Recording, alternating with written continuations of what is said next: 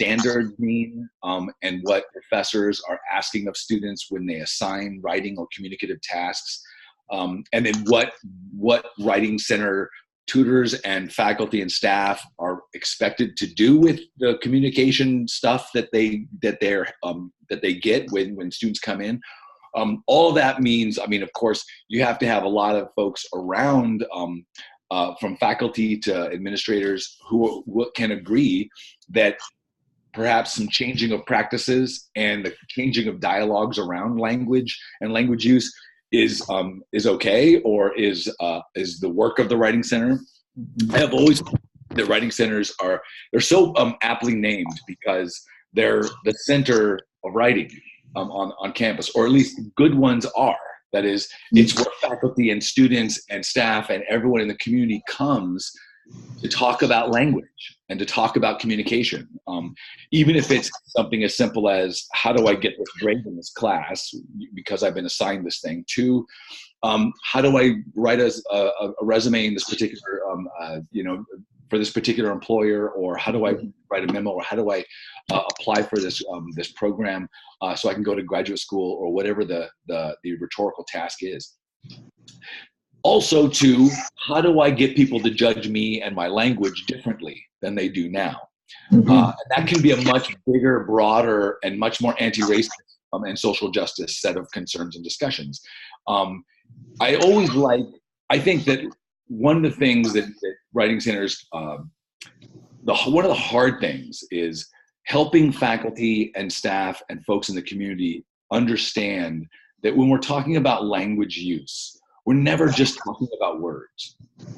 And we're never just talking about them statically. That is, they're not just good or clear or effective in some static space. People have to determine they're good, clear, and effective. And that means judgments and biases are involved. And that means that people in embodied time and space are involved. And we have to talk about all those things together. So one of the hard things that I've struggled with here in the last 5 years has been trying to help folks understand and talk about the ways in which language judgment, that is, the judgment of language, is a racialized thing. That is, that you can't not think about the bodies in time and space that emit and produce language in whatever way that they might produce it. And when you do that, things become much more complicated. We're talking about biases. We're not simply talking about how do I get my students to be successful in the future. I can't answer that question. That takes a lot of other actors and a lot of things that I just don't know. None of us know what's going to happen next year or what new technologies or new things will occur. All we can do is try to find practices in our lives and our language lives that allow us flexibility to be able to accommodate, account for, respond to those new exigencies tomorrow, next year, in 10 years from now. Andrea Lunsford once said that as a writing teacher, she was speaking to writing teachers, she said, every 7 years, our practices in the writing classroom changes. So that in a 7-year span, what I was doing as a writing teacher in my class 7 years ago, I cannot do 7 years forward. And I think that's true, and it's probably more like 5 years now. This was like maybe 15, 20. Every 5 years, I think we have to sort of really rethink how we teach, how we think about language. I don't mean that we're scrubbing the table and we're sort of rebooting everything. Only that there are things that dramatically change the landscape of how we judge and understand language. And I think writing centers are at the center of that. They're not simply some sort of like fix-it shop that folks can come in and get help with. It's really, I think, a center for a nexus for having conversations about social justice, about where students are in the academy on that particular campus, for instance. Like, who's in what courses and why are they there? Right. Who's teaching those courses? And do those teachers match up with demographically with the students that they teach? Or is there big discrepancies there? Do the teachers who teach in those classes and those students, do they come from the same geographic and language spaces in the world that their students are from? My experience has been, no matter what place, no matter how the politics have been, they have not. It has never been quite, and of course we all, I think, know some of the reasons why that is the case. In the way in which our world has been built up to this point. So, but I think all of those things are part of the conversations in a writing center, and that's what makes it really hard. So it's always a struggle, and there's always, depending on the individual site, it's always a different set of conversations, and I think it's a process in the sense that, like, it's never just like, oh, if we just do this one or these two things, we'll figure out how to do social justice in this writing center. It just never quite works that way. It's an ongoing set of processes, and there are always compromises. And you have to decide how you feel about the compromises that are set in front of you, whether you're willing to make those or not. Some compromises I'm not willing to make. But I'm fortunate and that I'm in a position usually these days that I don't have to make as many compromises as I used to have to make. So I have some institutional power, and I can say, nope, not going to make that compromise. We're going to have to figure something else out. But it wasn't always the case that I had that kind of power. So I try to use it very carefully because I know compromise is very important in the world. So.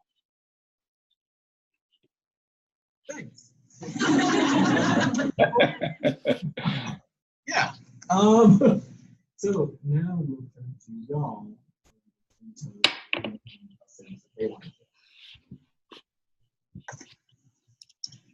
If not, then I'll keep asking questions. Savannah? Hi. Hi. My question is one of the things that you were talking about when you were talking about the classroom demographically matching the students. And since you're just about to move to go to your new job, one of my concerns in academia is that teachers have to go wherever the jobs take them, and that colleges are not growing their own pool of academically diverse teachers and instructors from the lands that they are currently in. So how do we, as a writing center, say, okay, you freshmen coming in here to this writing center, we want you to be able to teach at this college in 4 years, when that's not how academia is structured. And for me, that is a radically mind-blowing way to staff a college, is by teaching the students to want to come back to teach at the college, kind of like Hogwarts, you know what I'm saying? But how can we as a writing center incorporate those kinds of mindsets so that we can get our historically serving institution to turn out the teachers who want to come back here to teach? That's a really great question and a really good set of observations, I think. And it's really hard. It's a hard question to answer because I think part of it depends on the context and what kinds of historical issues and concerns and players are at any given site, and how long-standing they've been and how short standing they've been in terms of history. But I'll say that I think that perhaps maybe writing centers might be the most or one of the entities on a campus that could be very well suited to doing exactly that, the work you're suggesting, which is, I think, building the people who tomorrow could step into the classroom and start changing some of those classrooms in terms of who's teaching and what those classrooms look like, what languages are being spoken and used as teaching devices in those classrooms. So one way I'll just give you an example that I think can work. One thing I found at Fresno State when I was there is that we found our best teachers, that is brand new teachers, who were TAs in the MA program in rhetoric and composition.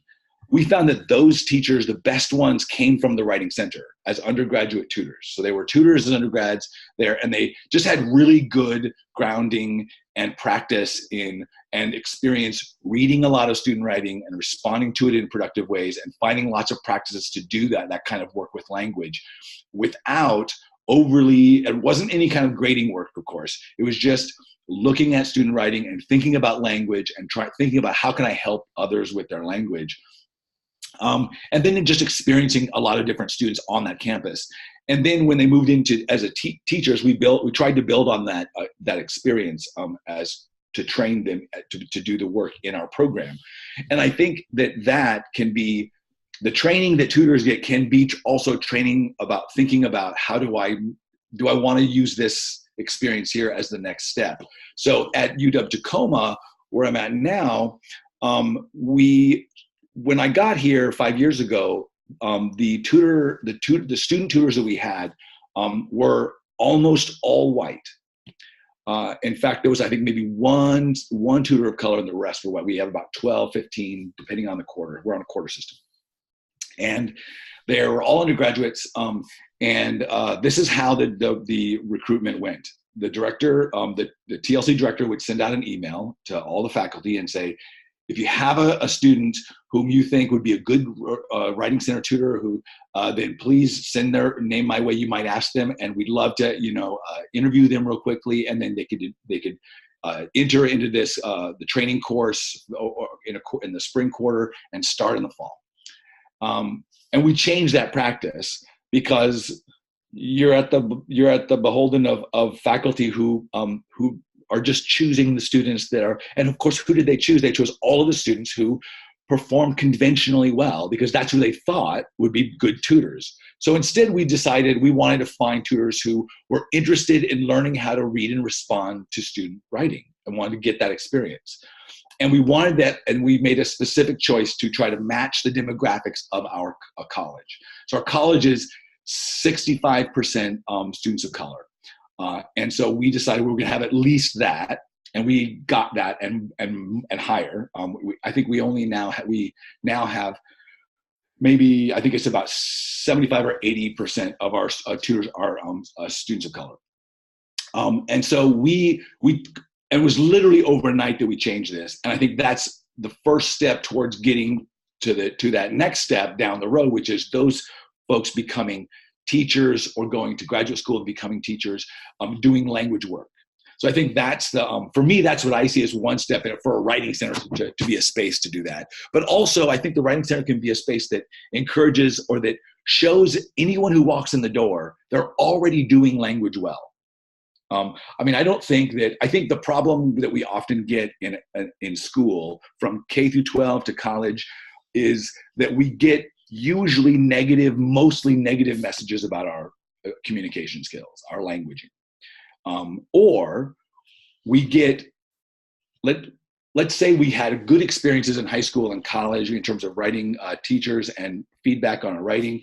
So in the past, what I've heard teachers say is, "Oh, you need to do this sandwich technique: a good comment on a paper, then a critical one, and then a good comment." So 2 good comments to every 1 critical negative one that might be perceived as being negative to the writer. Okay. So doing that, if you also put next to it the psychological work on how our brains make decisions, we find out that our brains require like 7 or 9 times as many positive messages to counteract 1 negative message. So we will gravitate to a negative message 9 times more than we will to a positive one. So we're still not balancing those scales with that sandwich method as a practice. And in fact, our biology works such that it's actually statistically better if we are more scared than if we are not, because being more scared about everything keeps you alive as a species longer. Right. So that, of course, we don't have to do that so much anymore in terms of like surviving in the world because of, our society now. But our brains haven't caught up to that they haven't evolved to that point yet. Our brains still function under these systems. So I'm thinking about this is a research done by or reiterated and done in part by Daniel Kahneman, who wrote a really wonderful synopsis of his career of research on brains making decisions, how brains make decisions, called Thinking Fast and Slow. And it's a big, thick book, but it has a lot of research in it that he's done over like 35, 40 years. That's really, really good. But it's really opened my eyes to understanding or thinking about how we think about or how we get messages in school, and then how those messages, despite what the intentions are or what we're trying to do, they don't have the same effect on students and on our colleagues and so forth. So I think those, knowing those things, we can use the Writing Center as a space to celebrate and encourage students who traditionally or conventionally in school aren't going to get those messages. I think that this is one of the reasons why I encourage and I promote labor-based grading contracts, because when we promote and value in tangible ways students' labors, the fact that they are doing work and doing a lot of it, that matters more, I think, in terms of the long-term learning on non-cognitive processes than saying you got this outcome, which may or may not survive into the next decade as a language practice. That one cognitive thing. We may change our practices or our genres and so forth. So tough question, but I think it's something that happens indirectly in many ways, and it's a long game. There's no easy pill here for that.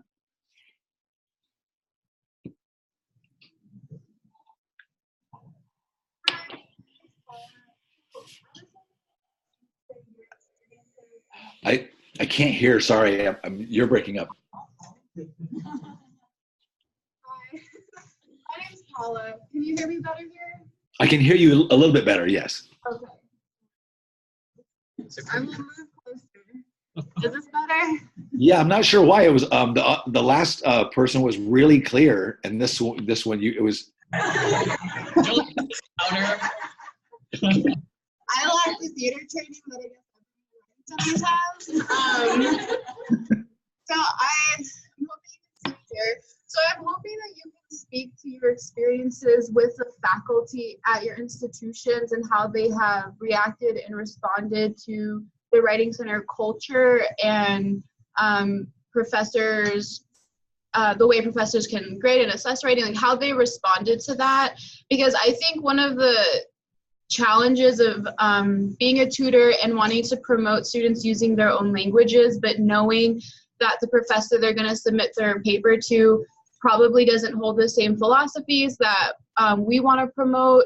And so there's that kind of that dissonance there of wanting to support students in using their language, but knowing that the professor might not.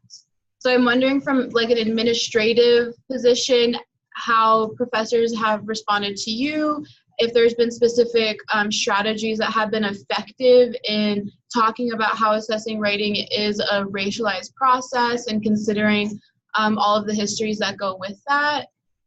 So yeah, sorry, that was a lot, but if you could kind of just speak to like those experiences and if you found anything to be particularly effective.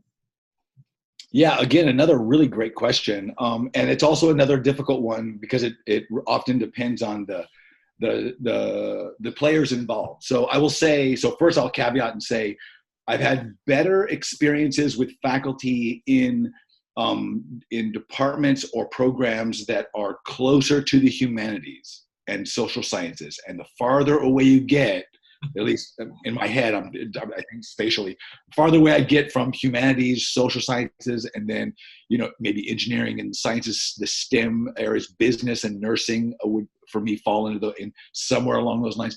It becomes, because there's other concerns involved there, and they see language and its use in their classrooms differently, that they have more and more problems as you get farther with the kinds of sort of political positions that we're talking about around language.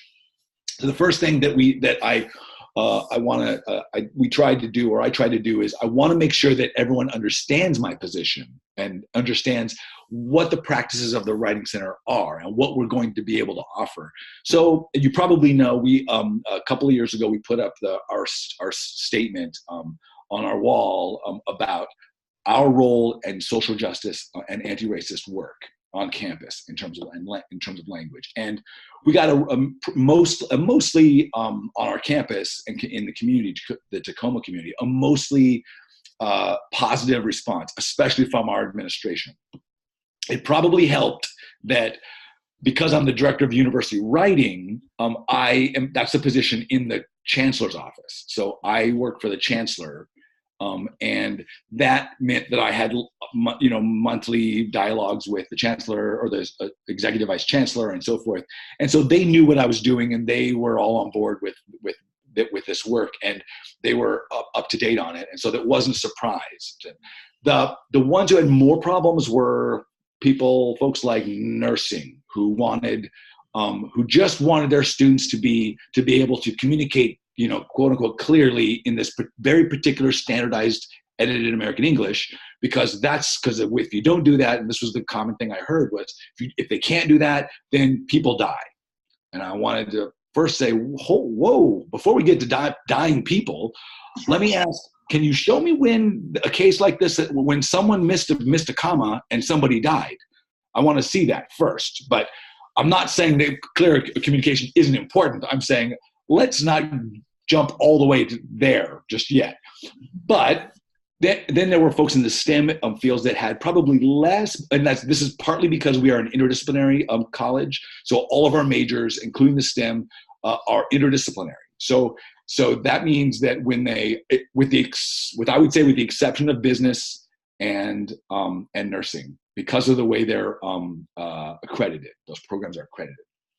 But everyone else is pretty much interdisciplinary, and so students are taking lots of different courses that have interdisciplinary focuses and readings and so forth. So even in most of the STEM, they were often very interested and warmer to the idea of, language is political, and its use and judgment is political, and it is connected to race and class and so forth. So I think those things were important to set up for us to have difficult conversations. We tried to have, the difficult thing with trying to help faculty who may not find it a typical disposition to investigate the judgment of language and how it works.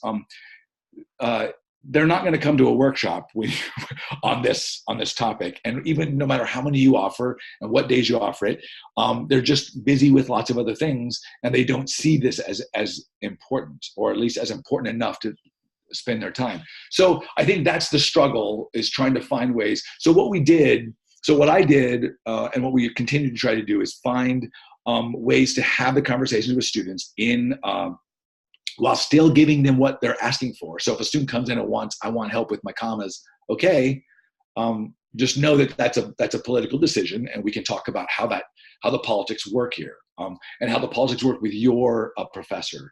And the more you know about what your professor's politics of judgment are, the better off I think you will be, because it won't be the same politics as the next professor or reader or whoever that is. So to me, that's the more important conversation with students, is to let them know they do actually have some power in thinking about and asking questions about the politics of judgment that their professors are using, or the professors are embodying. You had I'm forgetting the part of your question that around the center itself and what we were doing. Can you tell me what I'm not answering? Well, I think you are answering it, because just as a tutor and working in here, I do have that dissonance again, that I want to empower students and encourage them to use their own languages. But again, especially if I'm familiar with the professor or help students with that class in the past, knowing that what they value may not align with what the professor values in writing. And so just wondering, again, like if there has been anything particularly effective in your experiences, but I think you've spoken to that, and you've shared like what you have encountered and what has been helpful. So thank you. Yeah. I mean, it's always going to be an uneven game. I don't know if there's anything in particular that's most effective. I like thinking explicitly about the discourse and habits of whiteness in the academy, because it crosses a lot of disciplinary boundaries.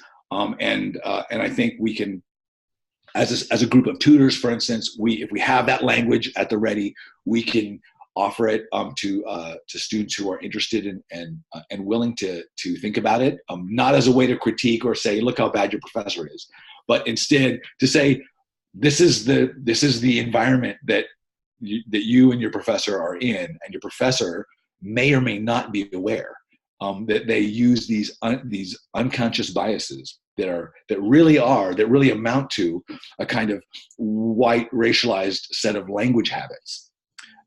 And the literature is pretty clear on what some of these are.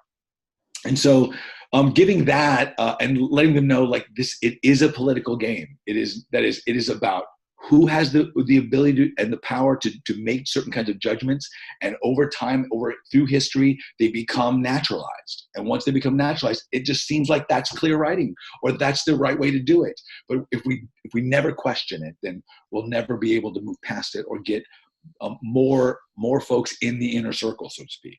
So I think that can be. But again, I know I was talking to my graduate students last week about a similar kind of question. They were asking questions about writing in graduate school, and we were thinking about their theses and so forth. And they said one really smart question, and it sounds like it's on the edge of what you're asking, which is, well, if I want to write like I want to write, for instance, or if I want to write like me, I'll just say that, I'm gonna probably get dinged for it by a professor or by my thesis committee or by somebody. So how do I do what I want to do without being harmed? And I didn't have a good answer for that, except to say the first people to cross the line are the ones who get hurt the most. So I mean, and that's not fair. That's not even, that hurt isn't even. Some people get harmed more than others, and so taking a risk can be more harmful to some than others. And I would never suggest that to anybody. You need to do this. You need to be you, and you need to not toe the line because it's not ethical. I would never say that. I would say it is your choice what you want to risk, and because you are in a particular subject position and you know your history better than I do, and so so we have to also know that our students are not us always, and they can be harmed in different ways that we cannot anticipate, and so we have to be very careful. So yeah, so that's why it also makes it very, very hard to fight these structures that can be unevenly harmful. Thank you. Yeah.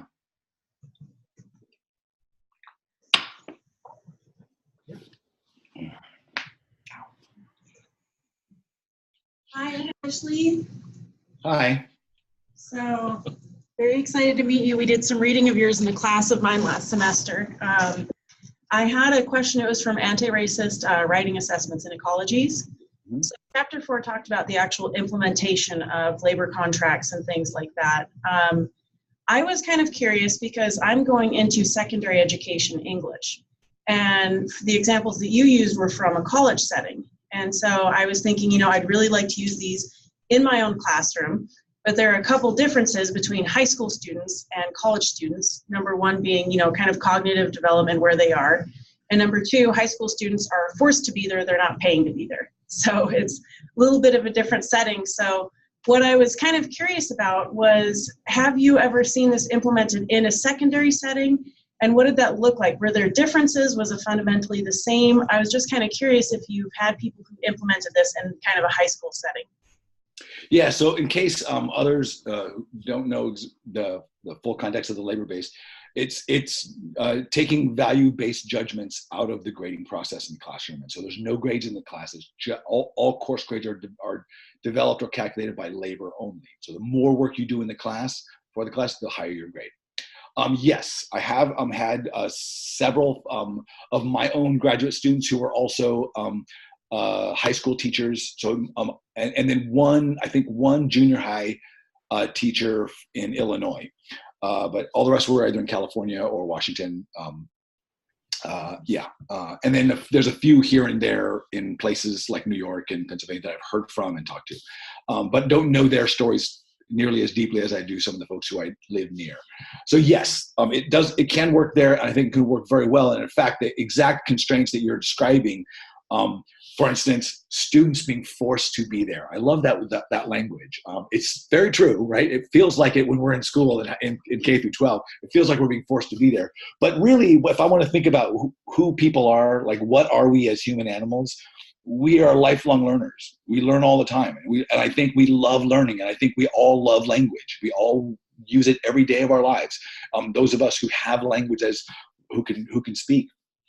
So I think because of those things, it's just this educational system and more particularly the assessment systems that are wrapped around and are scaffolding that educational system that kind of in many ways for many students make up the system. The school system is only a set of hoops, tests, and scores and grades that they have to accumulate through time to get through the system. It's not actually a learning system. It's just a grading system. Labor-based system, I think, works best when the learners are multiple. That is, they don't all enter the room with the same sets of competencies or experiences. And what they do have is we have to agree upon a set amount of time we are going to dedicate to this class in any given week, and then we do that. We spend that time, and that's it.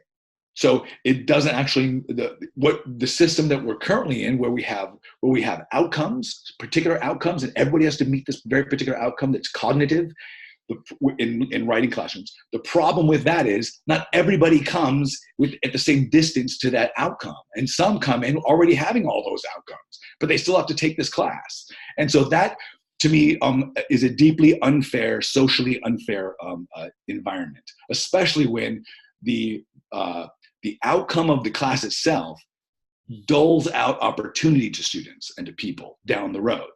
So for me, what's better for everybody in that system is to create a system that allows everyone to come in exactly as they are, and then move from that spot exactly in the pace that they can and are willing to. And I have found in my research and in my experience in my classrooms and in my program here and at Fresno State, that when students are really given those options to work exactly as hard as they can and be rewarded tangibly for the labor that they give, then they're more than happy to be motivated by something other than a grade.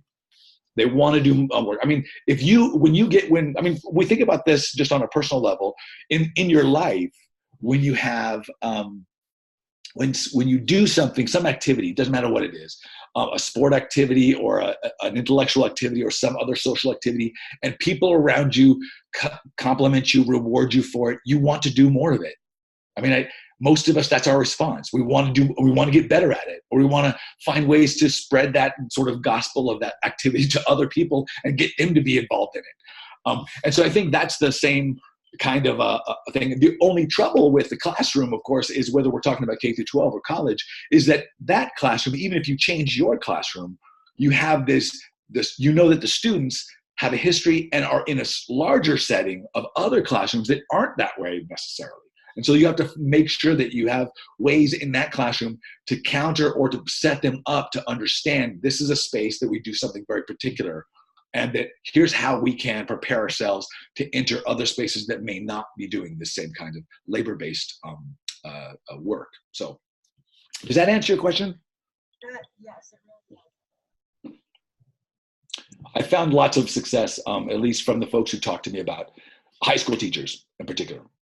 You do have to get the parents, talk with the parents. I found that to be a really important first step, is like the parents. Like, for instance, the junior high teacher that I remember, she, her part of her contract process in negotiating at the beginning of the semester was to have the contract sent to the parents first, not to the students. So the first is to the parents, and then the students get it.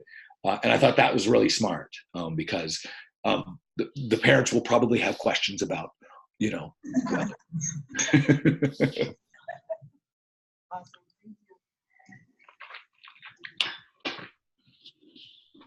Thank you.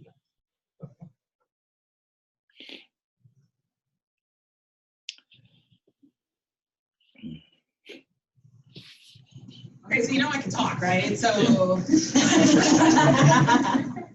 jump in. Yeah. So the idea that this is something that we addressed in our writing center before, where we feel like oftentimes we're sending students out to slaughter when we're talking about social justice issues in the writing center and around language and around code switching and code meshing. And you said that you have to let people make the choice whether they're going to do it or not. How much internal labor that we do here in the writing center, how do we balance that with our own needs as tutors, right? So we talk a lot about this and we do a lot of work around this. I personally have a therapist that I go see, but I don't know how many of the other tutors have that same kind of foundation as we are starting to move, because this is a very difficult conversation to keep having over and over and over and over again. So as a writing center, how can we balance the labor of the need for social justice and languaging and the need to either push back or not push back within the writing center? Yeah, wow, what a smart, good question. You know, I didn't understand the importance of self-care until probably about 3 or 4 years ago. I just always just charged in. I mean, I'm deeply motivated from being early on as a young kid, deeply motivated by things that are unfair. I can't stand it. I can't stand things being unfair. I have to try to make things fair. And I know that that's also can be a flaw in my character. But so I'll say, I think definitely if you can afford and have a therapist, that's great. That's wonderful. I wish we could all do that. But if you can, then for sure. But I think there is time for breaks, and there is times for getting away as a group and not doing this work. That is at least for a moment. But for me, the most therapeutic and self-care practice that I have and that I offer, I don't make it not to my students or to tutors. I don't make it a mandatory thing because everyone has their own sort of comfort level. But I think mindfulness practices and meditation practices is so vital to my own life, and has been for a long time, that I offer it to folks, and I ask my tutors and I ask my students to give it a try, a few times, and we practice it. Just for 5 minutes, some mindful breathing. And then we talk about, and I show just a little bit of the research on what mindfulness practices offer in terms of stress reduction and good overall well-being and health. But I also found that as a practice that is embedded within other practices of social justice in classrooms and in faculty spaces, workshop spaces, it has been a big game changer for me, in the sense that when you have to have really hard conversations with people who may not agree with you about things like anti-racism, then it's much easier when we can start from a position of we're all going to be compassionate to one another and to ourselves. And we're going to start by first paying attention to our own embodied self in this space and listen to our breathing and pay attention to that for just 5 minutes. And then we're going to think just for another 5 minutes about what does it mean to be compassionate to the person next to me, and make a short list of that.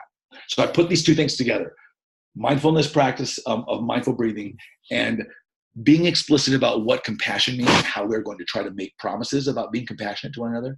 And I think those things together can ease, although not get rid of, the kinds of stress, I think, and the kinds of internal excessive labor and stress that you're, I think, identifying, which are very real, and it is trauma over time. I mean, I'm sure that many of you in the room can identify with, like, over time, over a series of months or what have you, it's just traumatic to have to rethink about and revoice these concerns that maybe deeply hurt you, or that you're deeply concerned about, and that you see, it just starts to feel like nothing is ever going to get accomplished. This never is going to get solved. And that can be very traumatic.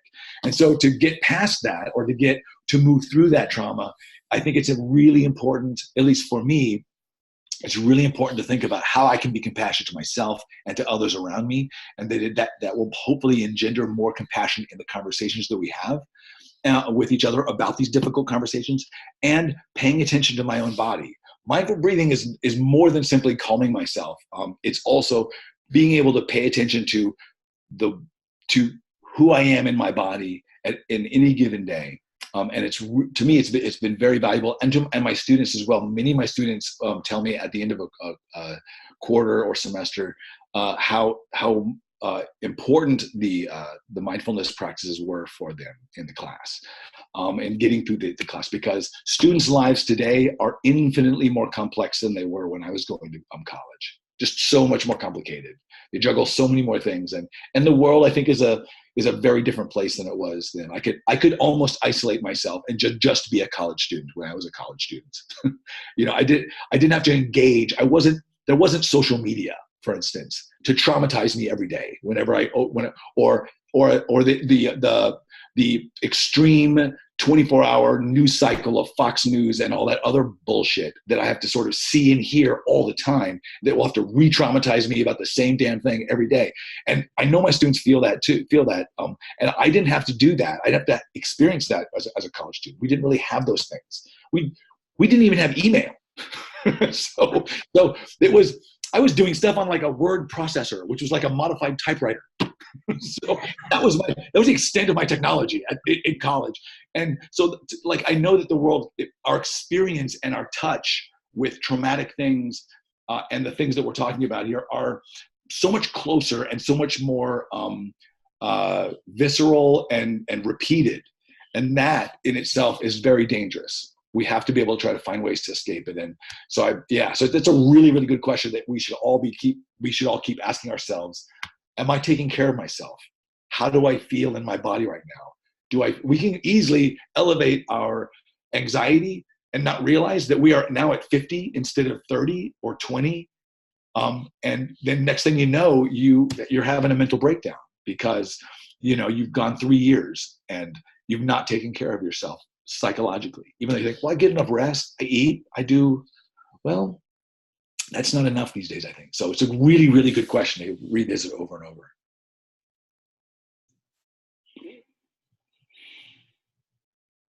Next.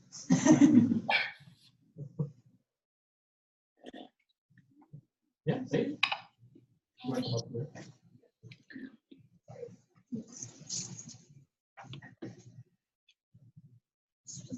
Yeah. Hi, I'm Sage. Just wondering, what kind of resources as tutors and students can we connect other students who want to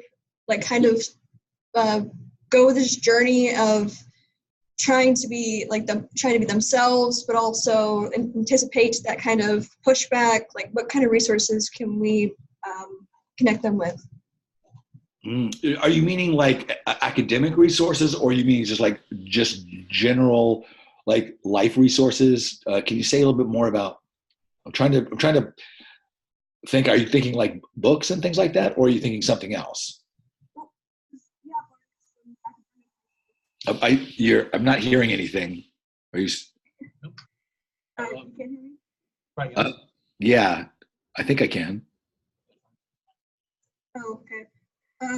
Just resources, because it's hard to start, just like to know where to start, that kind of thing, and like where to go if you are hurt if you meet that pushback, that resistance, and like where to go from there. Just any resources, Yes, so physical resources might be determined by if I'm understanding your question right, by what's on your campus and what's in your community, and I think that it is always a good practice. You may already do this at your writing center, to have those resources like on a wall or listed or something like that, where whether it's counseling services or a diversity center or equity center or whatever your college has, and maybe even have a joint kind of like events that where both of those, your center and that place or those places, do things together, so that students see that there can be connections there. And I think that's those are really important, especially on college campuses. I think, support can come in a variety of places, and it can depend on the person. For instance, I grew up in a very fundamentally religious family. I'm not that anymore. But I have known lots of folks who have found lots of solace in their spiritual traditions and their spiritual groups and communities. And I'm not going to be so close-minded as to think that I understand the universe enough to say that anyone is wrong or right about any of those things. Only say that if it finds them comfort, gives them comfort, and gives them some safe place to go, then they should use that. So I would say that it can be things like that, or family, or student groups. We have here on our campus, we have a really strong student set of student like group organization set of structures that, and I've seen other colleges that really encourage lots of student groups and funded them really well, and then others that didn't do that so well. So those can also be good places. Peer groups that offer some ways to sort of bolster you up or let you know. I'm always surprised at how helpful it is to commiserate, to just say, oh yeah, I have that same problem, or I've encountered that same thing. I feel that same way. Then at least the person who's needing it most at the time doesn't feel like they're the only one in the world who's going through this pain or this struggle, because it's usually 99.999% of the time not. You are not the only one going through that struggle. It's just really hard to see it when you're in the struggle or when you're in the pain. So it's always helpful to find sort of connective ways or formal ways to be able to commiserate with one another. And usually groups like that can offer that. I do this practice in my classes, in my writing classes, actually. The first day of every week that we meet, we read some excerpts from their reflective labor journals. And I prompt that journal writing over the weekend in a way that helps us be able to voice questions or concerns we have about the labor from the previous week and their struggles. And so and I purposefully look for excerpts that help us commiserate with each other, where people are having a hard time, and just acknowledge we all encounter failure, we all encounter difficult times, and that's part of the learning journey. As part of being human, and it's okay, and but it is inevitable when someone has to read a little excerpt. I didn't understand the instructions, I didn't know what I was doing, I really felt like a failure here. 5 or 6 other students, I felt almost the same way, and they're like, oh, thank goodness, it's not just I'm not like losing my mind here. I'm not. So that can be really helpful in most cases.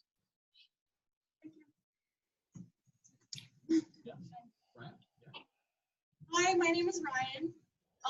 We were talking a little bit earlier, kind of having like the privilege of having a space like a writing center and having these conversations. I guess my question, I think you might have answered it also a little bit before, but is it our responsibility to push back on academic writing in our classes, not only as students, but also being writing specialists, because we have the privilege of being in a space where having these conversations, we're getting more comfortable with having that pushback. Is it our responsibility to do that in our classes? Wow, what another really good, hard question.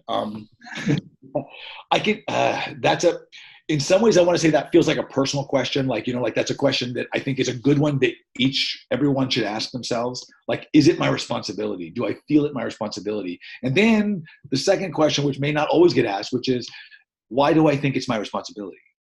Like, what is it? What stake do I have in this? Am I trying to be some sort of paternal something to somebody else? Or do I really see some structural problem that is harming people that I can identify empirically, or that I can identify quantitatively, qualitatively in some way? Now I'll tell you my personal response. As a student, as a past student, as a teacher, professor, I think it is all of our responsibility. To what degree do I think each one of us have a responsibility to do what you're describing, pushing back to, whether it's a teacher or whether it's in a writing center or whether it's on campus generally? I don't know. Like, I don't think we're all necessarily suited and necessarily should be at the front line doing the same work, right? We all have our jobs and our roles that we can play effectively in this work. So, but I do think we might keep asking ourselves what that is. So I'll give you an example. So in the same class I was just describing, this is the last class here, one of my students came to me afterwards and said, I really want to keep doing this labor log because I think it's going to help me with my work. So I asked them to log all their labor in the class. Since the class is a labor-based grading contract, we need to be able to find empirical ways to reflect on our labor as a practice over time. And it produces graphs and all that stuff. So they do that, and then they look at their labor and they say, what's going on? What do I learn from this? How do I understand myself in this class? And there's lots of different kinds of data in this labor log. But one thing that came out of our conversation in the class about using this labor log outside of the class is that one of the other students said, I think I want to use this because I often have trouble in other classes. I've had lots of trouble because I work really hard on stuff, and then I don't get the grade I thought I should have deserved, right? I get because of the language that I use. And so I said, what if you, in a non-confrontational way, what if you presented your next professor with your labor log details and said, here's how much labor you are asking me to do, here's what I do, and does that fit your expectations for the class? Now, I said, of course, not every professor, and I would even go as far as say not many professors think very carefully about how much labor they're asking their students to do. Not really. What they think carefully about is an outcome. I want them to write these papers, or I want them to read these things, I want them to do these activities, and they just need to have it done by this date. So they're thinking in terms of quantity and due dates. But I'm saying, what if you showed them all that it took to do that for you? That's the information they don't get. And that's pretty proactive, I think. And that's a kind of pushing back in a way that I think you're speaking to, especially when there could be some hopefully helpful, productive cognitive dissonance in that professor who thinks they're teaching what they're supposed to be teaching, the students are supposed to be teaching, and they say, wow, there may be a really big disconnect between how much time I think. Like, I would be shocked if I said, I think most teachers would be shocked if they said, I'm going to assign a 5-page paper. I'm giving you 2 weeks to do it, and you have to incorporate 1 or 2 sources from the library. A fairly typical kind of assignment. Doesn't matter what the paper's about, just that those are the basic requirements. And then what if they found out that most of their multilingual students in the class were doing 3 times the work in labor hours than their mainstream native English speaking students? Now, would that change their practices? Would that change how they assign that? Or would that change what they assign, or how they start thinking about what they're doing with that essay? I would hope that good teachers, I think, would take that information and do something useful with it productively. And they couldn't get it any other way without having that data to do it. And that's a way to, I think, productively push against, without like being like the warrior going in with your flag and saying, this is unfair, you are being, I think some people can do that. And it can work for them. Other people have to be a little bit more subtle, but there's lots of fronts to this. It's a war. It's a war of mobility and movement. It's not really a trench war, So I think that's the I think yes. I want to say yes. We all have a responsibility in some way, because we all have a responsibility to each other. I'm very, very drawn to the literature on compassion and intersubjective connection that says we don't get to go through this world by ourselves. No matter whether we want to recognize it or not, all of our destinies and lives are interconnected. We don't get to not be. And that's, to me, like also very encouraging and very wonderful, but it's also very scary. I mean, all we got to do is look at how we treat our environment and what we do with it, and how we treat each other when we just don't understand what other people are doing. We think differently than them, or they speak different, or look different, and all those things are just, very unfair and awful things. But they're also they deny our interconnectedness. And this is a way to say, like, hey, my academic and life success is contingent on my colleague over there whom I don't even know in this class. She's sitting over there, and if she is succeeding, I know in some way I can succeed. So the metaphor I like to use is we're all in a boat and we're all rowing, and if someone isn't rowing well, we are all going to get there not as well. It's going to be slower, and so we want to help each other. The better your colleague does in this class, the better you are doing. It's just as simple as that. And we always learn better when we're helping other people. And the big benefit is we usually feel better. Like, it's usually more fun and rewarding when you help somebody else and you see that they've been helped and they say, thank you, you helped me. This is so much. And you go, oh, wow, that was really nice. They recognize that I did something for them. And I think that we all get way more out of that. And when we say, that was a great experience, that class was so awesome, I met these really wonderful people and I got to help them and I learned stuff from teaching them. I think that's what classroom education is about. It's like helping other people do that kind of work. So yeah, so I do think that is, yes, we should. When I was an undergrad, I did not. I took the subtle way, and that was how I was brought up. I was just wasn't gonna do the. I was very quiet about those things. But as I got older and into graduate school, I got more and more vocal. It was more and more difficult for me to just stand on the sideline and not say anything and not do anything. I always try to be diplomatic about stuff, if I'm approaching somebody with more power than me in a situation. So I do know that, yes, there are consequences, and we want to always be careful. And sometimes our good intentions will not be heard and seen by others.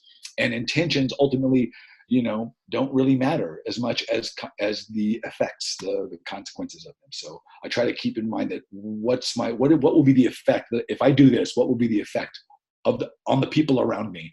Is that what I'm looking for, or is there a larger thing here that I can do? It's a good question. So we have 3 minutes now. I think one thing that might be interesting is, Asao, do you have any questions for any of us? Yeah, I'm curious, what any of you see as the most difficult part of your job in terms of the language work that you do with the students you work with. What's the most difficult or the most exciting thing? The thing that got you involved in being a part of the Writing Center, or that keeps you there instead of just leaving. Does that make sense? Life is so short. Why would we stick around a place that we don't feel comfortable with? It's too short. We only get maybe 85, maybe if we're lucky, 90 years at the best on this planet. That's not a lot of time. Most of the trees in my yard are older than that. I mean, we don't get a lot of time on this earth. So what keeps you there? What's the one thing that keeps you there? This keeps me here because those are the hardest. My students come in and say, as fact, I can vote. And you start talking about their work, you start talking about their ideas, and it's just clear no one has taken their writing seriously. No one has taken how they get it seriously. And it's hard to keep your shit together in those sessions, all right? Yeah. It's always nice. It's always nice and warm and human to be heard, to feel heard. And I think that's really, really important. And I would venture to guess that, and I've seen it, many students who get to me in college, in my class or in the Writing Center, and they've never actually been heard. They've just been graded. And that's not the same thing. They're not actually being responded to in some real human way. And, I don't think that doesn't make you want to do more communicative, right? It doesn't make you want to write anymore. It doesn't make you want to do any other stuff. But when you're really heard, that's an energizing for both or all parties. Yeah.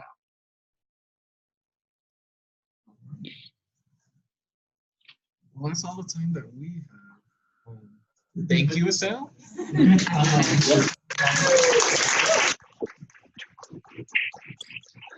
Thank you all very much. Thank you for inviting me, and I wish you all the best of luck. You all are obviously very, very smart and attuned. You had great questions and really hard ones. Not any that are easy to answer or that have easy answers. So I wish you the best on all that. Okay, bye.